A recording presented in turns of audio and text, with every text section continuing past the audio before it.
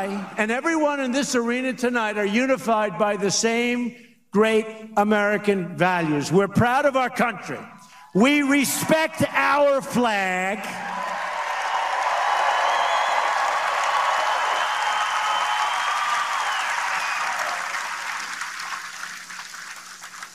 Wouldn't you love to see one of these NFL owners, when somebody disrespects our flag, to say, get that son of a bitch off the field right now, out, he's fired.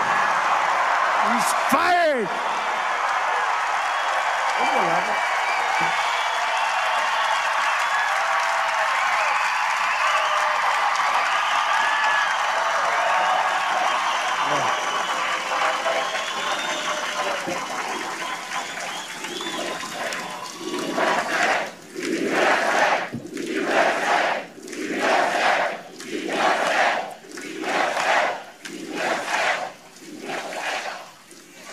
You know, some owner's going to do that.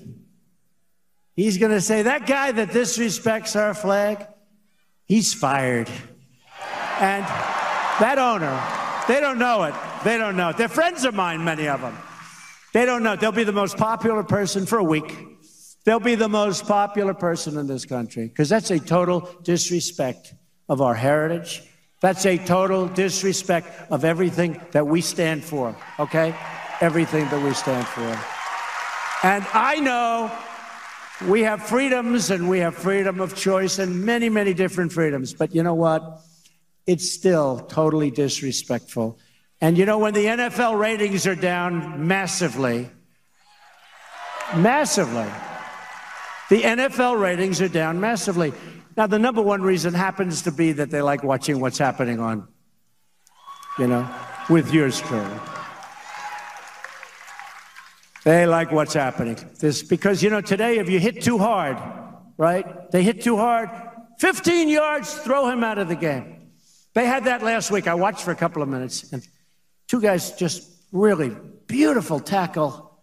Boom, 15 yards. The referee gets on television. His wife is sitting at home. She's so proud of him. They're ruining the game, right? They're ruining the game. Hey, look, that's what they want to do. They want to hit, okay? They want to hit, but it is hurting the game. But you know what's hurting the game more than that? When people like yourselves turn on television and you see those people taking the knee when they're playing our great national anthem.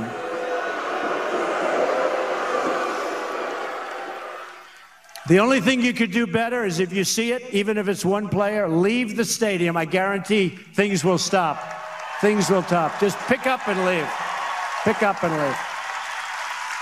Not the same game anymore, anyway.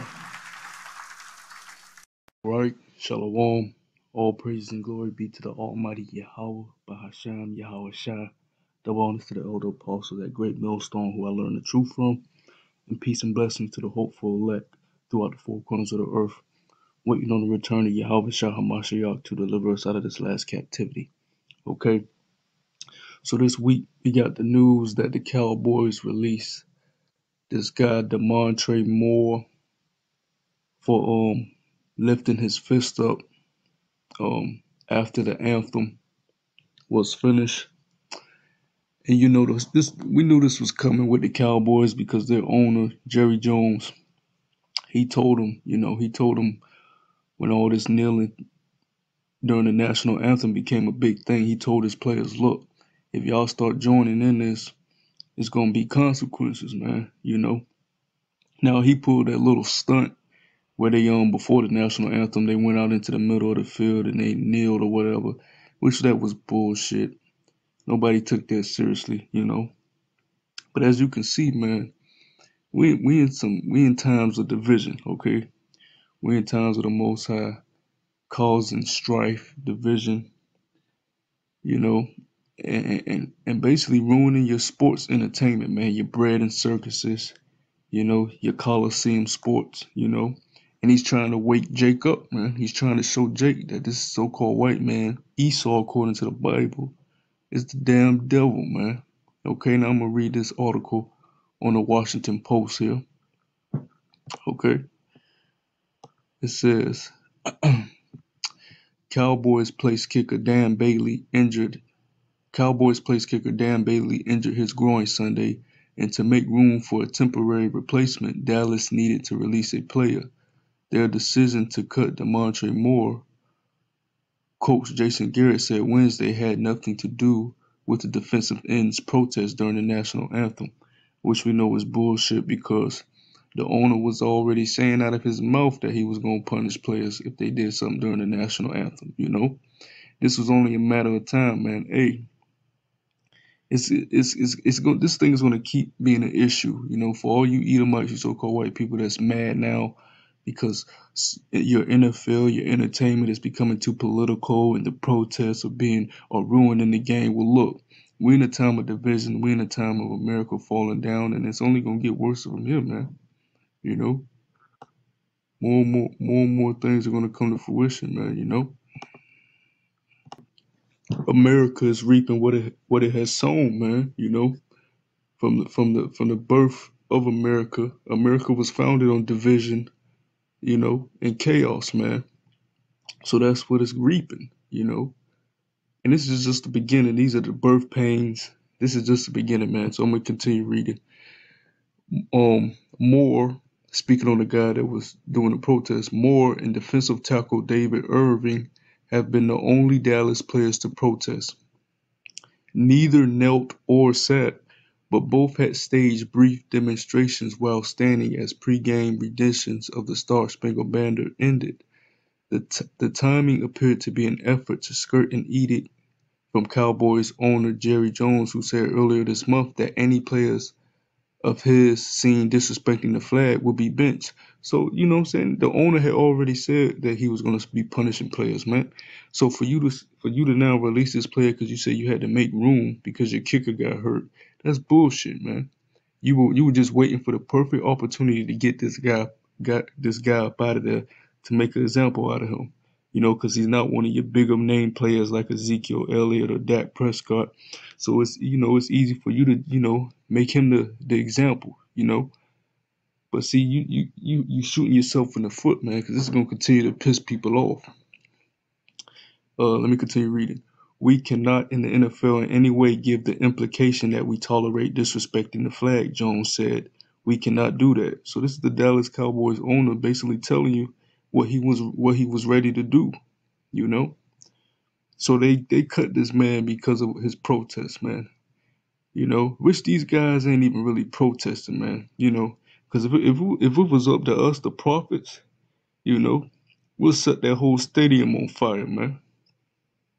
You know, and not because of no national anthem, because all you people wickedness, man, and your pride, man. You know, and not recognizing YAHAWADAH as being the true power. You know. I'm going to continue reading. It says, Moore had been raising his fist as the anthem concluded, but he changed that to a salute before Sunday's game against the 49ers. After promising to do something, Irving held a fist over his heart during the anthem, then quickly raised it afterward. You know, so they was trying to, they were still trying to appease Massa, man, still trying to, not make a big scene, but they still wanted to show their, they still wanted to protest, but they didn't want to disrespect their owner and coach's wishes. But that backfired on you, man. Jake, you gotta be against this whole setup, man. You gotta be against Esau totally, and this whole system totally, this whole wicked kingdom totally. Homosexuality, adultery, theft, lies, deceit, all out wickedness, man, to come back to the power of Yahweh Shah and your nationality of being a Hebrew Israelite. Now let me see if it's any more, upon this. Yeah, let me continue reading. Both players have said that they do not mean any disrespect to the flag, military members, or anyone else. It's just something that I do, Moore said earlier this month. I've got morals, I've got my values and my things that I think about. I don't want to cause no attention to nobody else and bring unwanted attention. But on the same token, there's certain things that people are doing for it. So they trying to appease Massa at the same time. But when you got to be totally against this guy, Esau, man, you can't be friends with him. He ain't going to be friends with you, as you can see, he let your ass go, and now you ain't got a job, man. You know, I'm gonna read a little bit more, and then I'm gonna get into some scriptures. On Wednesday, Garrett told reporters via Pro Football Talk we had to make a roster move, and we just felt like the best decision for our team was to release DeMartre Moore. Yeah, I'm sure it was the best decision for your team, man. You know, I'm sure it was, man. You were waiting for any given opportunity to let this man go. You know, now before I get into some scriptures, I want to pull this interesting stat up. You know, this is the diversity in the NFL, man, as of October 2013. And as you can see, 66% of players are African American descent. 88% of the head coaches are white. And 97% are majority owners are white. Now just look at that for a minute. Oh, and 72% of the league office staff is white. That look like a damn plantation to me, man. There's no Jake owners, but yet y'all always tell me, oh, we free, you know, we've made it. We can tackle each other and get concussions and, you know, break our knees and break our ankles and tear our ACLs to entertain people, and we make millions. But yet these guys right here are making billions off of you, you know, and controlling you whenever they feel the need to, man. Jake, you gotta wake up, man. You 12 tribes of Israel, you so-called Negroes, Latinos, and Native Americans, you gotta wake up, man. You know, and the Lord is doing all this. He's stirring all this up. He's stirring his pot, man. You know, Lord willing, this will be the last season of NFL, man. Because it's nothing but a distraction anyways to keep you from looking at what's more important, you know. I'm gonna go ahead and get into the scriptures, man. I'm gonna go to the book of Luke. You know, because the Lord is setting division, man. You know, the Lord is setting division on the earth, you know, and he's causing this tension to rise between Jacob and Esau. You know, as the scriptures say, Esau is the end of the world, and Jacob is the beginning that followeth. So we're at the end of Esau's kingdom and the beginning of Jacob's kingdom through the spirit and power of YAHAWADAH. Okay, this is the book of Luke, chapter 12, and I'm going to start at verse 51. Suppose ye that I am come to give peace on earth? I tell you, nay, but rather division, you know? So the Lord is telling you he ain't come to send peace on the earth, because, you know, Christianity teaches that Jesus Christ, which he's nothing but a made up character, teaches you that he's, you know, he was put on earth to give out lollipops, man, and cotton candy. No, the Messiah of the Bible, the Hebrew Messiah of the Bible, he said he didn't come to bring peace, he came to bring division. So what you're seeing is the Lord stirring that pot up, you know. The Lord is directing this movie, you know. He's running the show, you know. So don't get mad at Jake for protesting, you know, because hey, the Lord is controlling all spirits in this movie of his, man.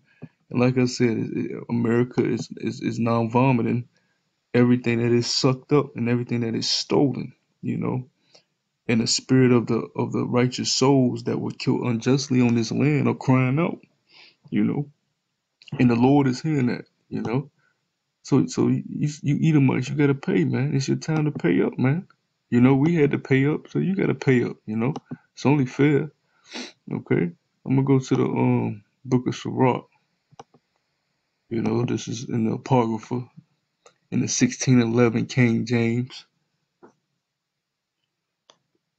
This is the book of Sirach, chapter 17, and I'm gonna read verse 17. For in the division of the nations of the whole earth he set a ruler over every people, but Israel is the Lord's portion. So here the Lord is telling you he set division, man. He divided the nations. Just like in the time of the Tower of Babel, when they wanted to bring everybody and make them one language, what did the Lord do? He separated them and he confounded their languages, man. That's why we have different languages to this day. But it says Israel is the Lord's portion. So he cares about Israel. And more importantly, he cares about the elect of Israel.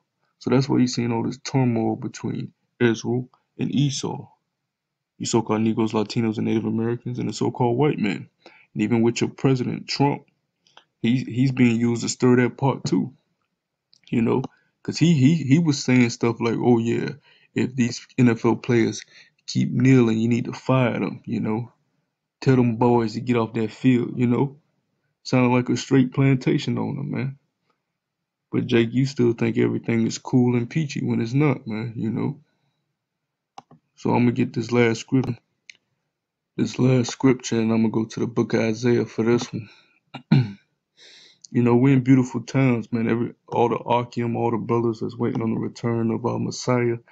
We're in beautiful times, man, because we get to see this dude's kingdom fall right before his eyes, and he's crying, "Oh, they're protesting on my national anthem." You know, they're disrespecting the military. You know, no other nation has given more to America than the so-called Negroes, Latinos, and Native Americans.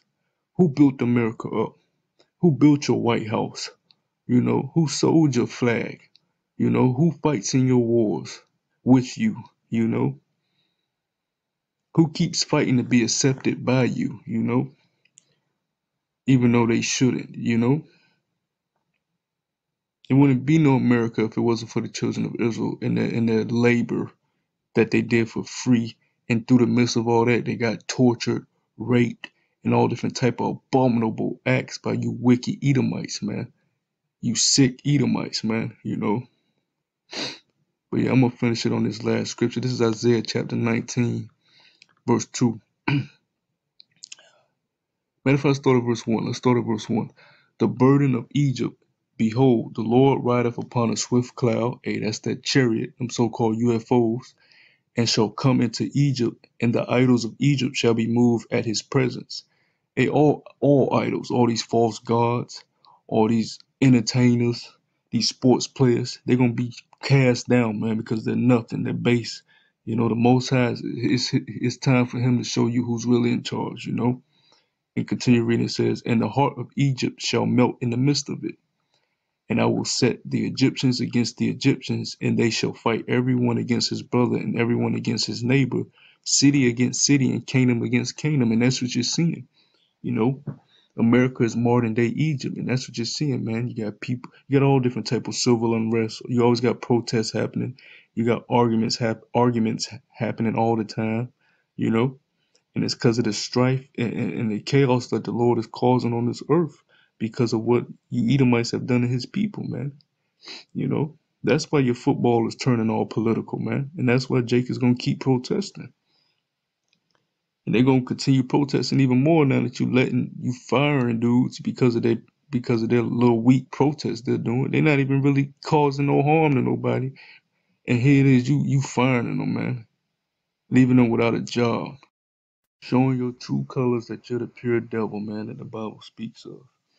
And I'm going to read this last verse 3 in Isaiah chapter 19. And the spirit of Egypt shall fail in the midst thereof. And the spirit of Egypt is what? It's music, it's entertainment, it's sports, it's news. People are finding out the news is fake.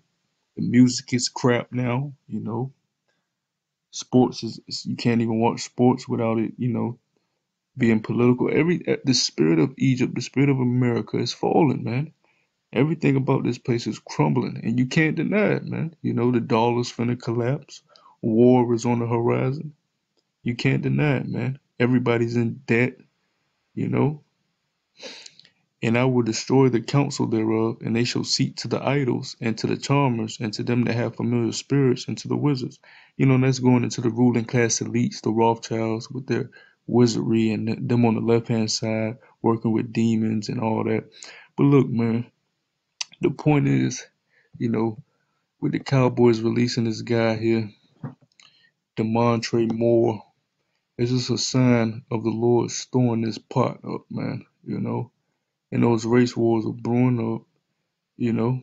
And Jake is tired, man. The 12 tribes of Israel are tired of the oppression here, man. And it's finally showing on a larger scale, slowly but surely, you know. We're getting there, and we are going to get there because it's prophesied in the scriptures, man, you know. Hey, but with that, man, I'm going to say shalom.